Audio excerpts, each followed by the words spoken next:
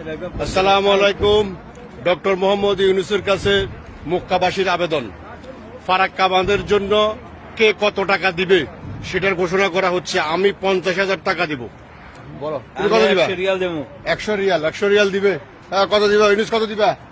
1000 Real দেবো। 1000 Real দিবে ইউনূস ভাই। আমাদের আরেক বিশিষ্ট ব্যবসায়ী দেলোয়ার ভাই কত টাকা দিবে? 50,000 বাংলা টাকা। 50,000। দেলোয়ার ভাই দিবে 50,000। নাসির ভাই কত দিবে? আমিও 50,000 টাকা। 50,000।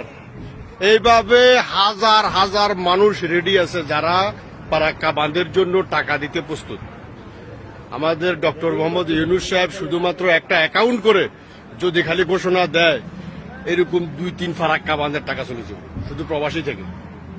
এবং বাংলাদেশের যাদের 5 তলা বিল্ডিং আছে সবাই থেকে 1000 টাকা করে নিলে ফারাক্কা বাঁধের মতো এরকম 2-3 বাঁধ হয়ে যাবে।